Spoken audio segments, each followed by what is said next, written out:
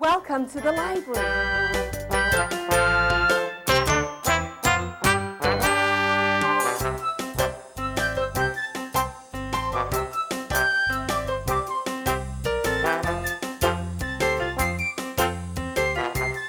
Let's go see a show.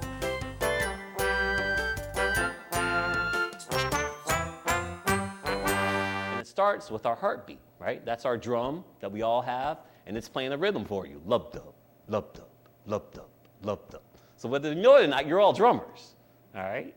But now, the rest of us, those that are born drummers, as I say, we take that rhythm and we take it as far as we can. We push the envelope. We listen to the sound of the birds, the sound of motorcycles, sound of trains. There's rhythm in everything. Cooking, all right, I like to cook, and there's rhythm in the kitchen if you can get with it, aside from beating the pots and pans. All right, there's a lot of rhythm. So our goal as musicians or drummers, let me keep it there, as drummers, is to identify sound and produce sound. And so by that means we deal with percussive things. But percussion is that which must be struck either with a hand, a stick, something that's shaken, something that's plucked, or something that's scraped to produce a sound. I did say shake, just so you get that one too. If I don't do that, it's pretty quiet up here, right? Aside from me talking, and that gets boring quick. So percussion means that we're dealing with instruments that need some kind of extra help from us to provide that sound that they naturally make. All right, so in the percussion world, we're dealing not only with just drums, as I brought today to show you, all right, but we're dealing with anything that you can hit to make a sound. Your hands, your vocal cords, they're vibrating, they're making that sound, all right? Your feet stomping, that makes a sound. Ah, look what I found.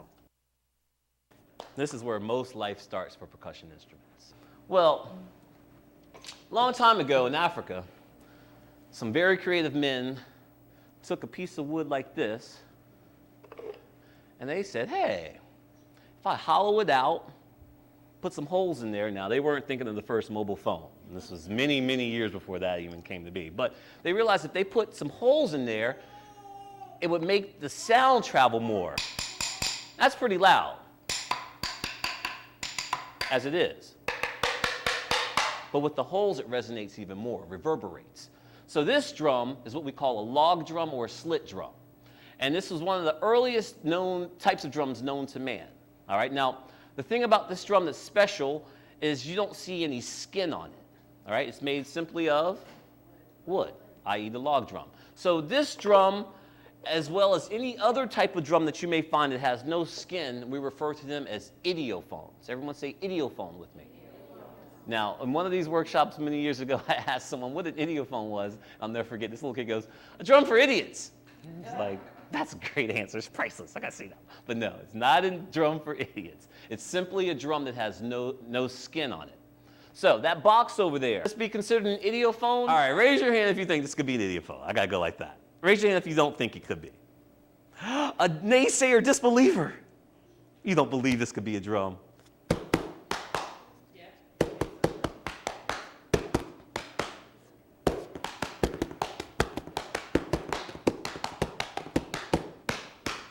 I think it's a drum. All right, so this idiophone with a bunch of books in it, which could also be drums. It's an example, this chair.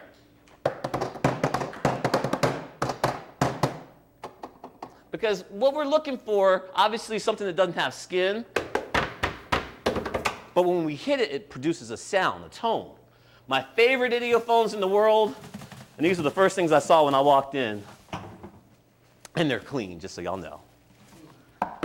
Trash cans, plastic trash can. You're sitting around the house, you're bored, it's not even summertime here, you're like, Mommy, I need something to do. I'm tired of playing Wii, I'm tired of computers. She's like, go be the drum. You're like, I don't have a drum.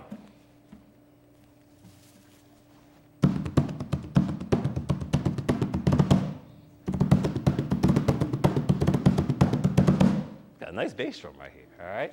Those big blue water cooler jugs that you've seen with Arrowhead water or Sparkletts water, those 5-gallon jugs, those work too. All right, so these are all examples of idiophones. Now, one of the most popular idiophones is probably this bucket. Now, back in the 80s, some of you all can probably remember the early beginnings of hip hop, right? You would hear stories, and I know we're 3,000 miles away from New York, but you'd hear stories of young cats sitting in the subways,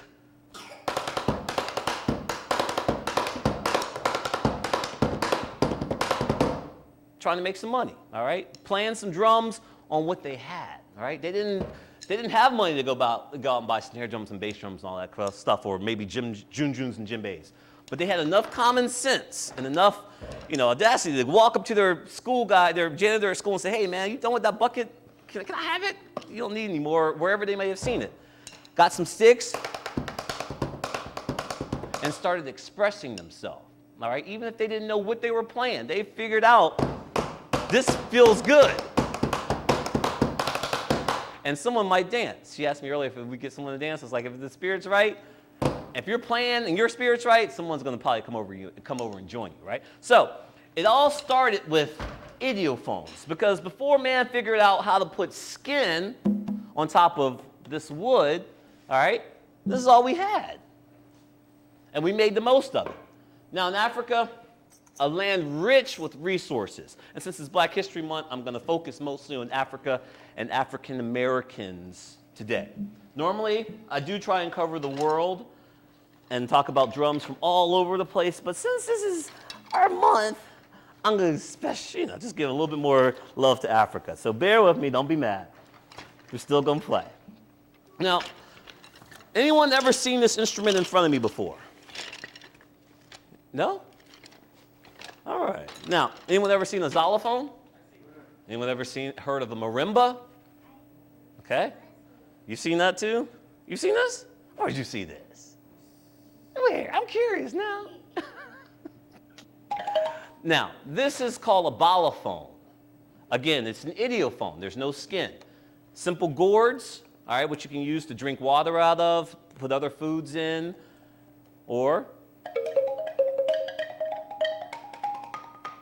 they can be used to resonate the sound.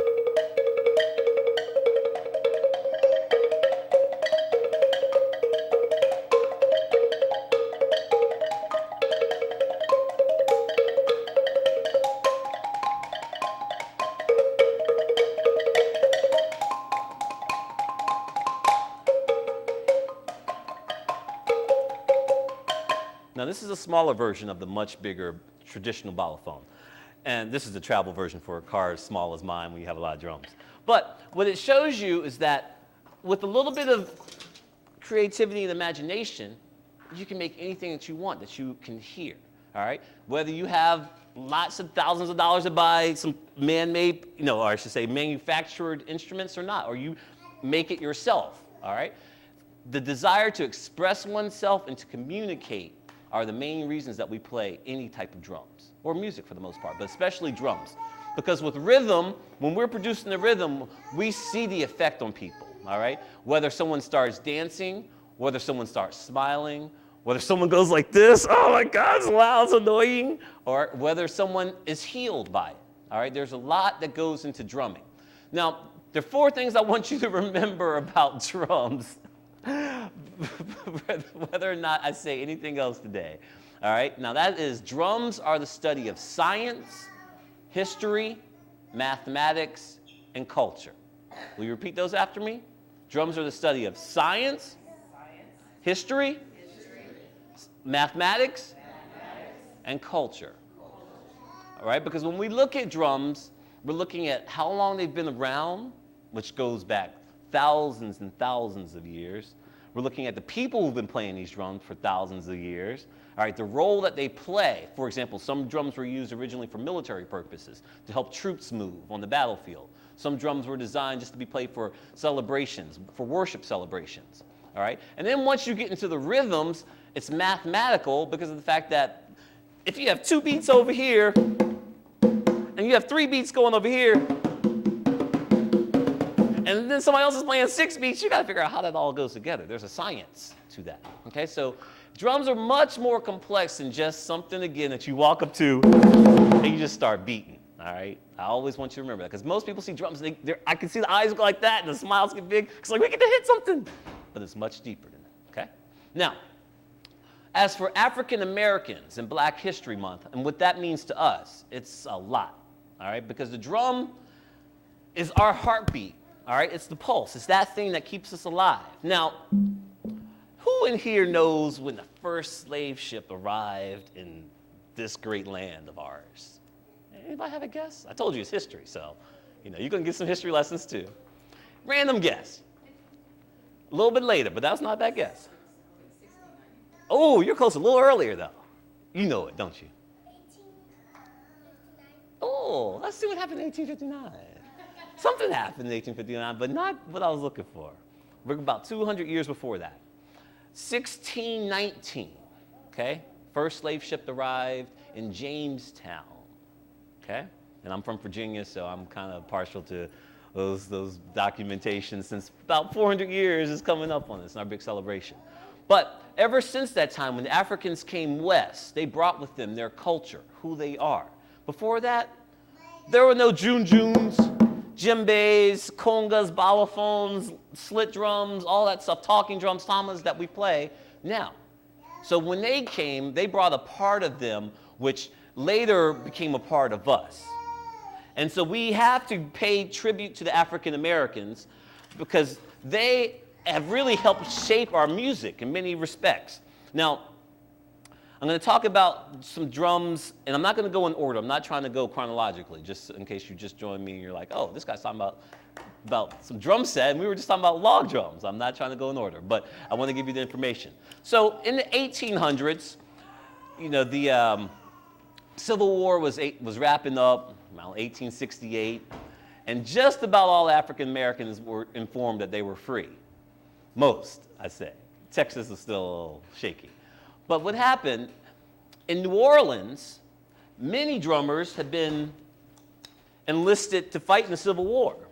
And so they had been playing rhythms, cadences for many years. Now, as I mentioned to you earlier, drums were used in the military. They would help the troops get around on the battlefield. And so the drummer was respected. If you saw a drummer standing out in the field going,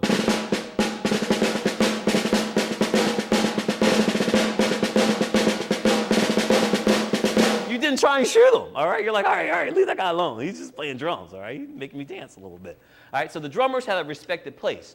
But every drummer had a role that they had to play. So once the war was over, you had a lot of drummers sitting around with all these chops, and they had nothing to play, right? And no troops to line up to go march anywhere. So a couple guys got together and started thinking, hey, man, what if we make a couple inventions? So since what was it called? The Industrial Revolution? Does that sound familiar to anybody? That was around the same time. And during that period, the foot pedal was created, which was revolutionary because it allowed us now to control this bass drum with our foot. Previously, you would have seen the bass drum strapped on to a guy. He would be marching. He'd probably have his back like this, playing like this. In parades, I'm sure you've all seen this. And the bass drummer would work with the snare drummer. And if I only had one extra hand, I could really make something cool happen, but I'm going to do my best to try to make this happen.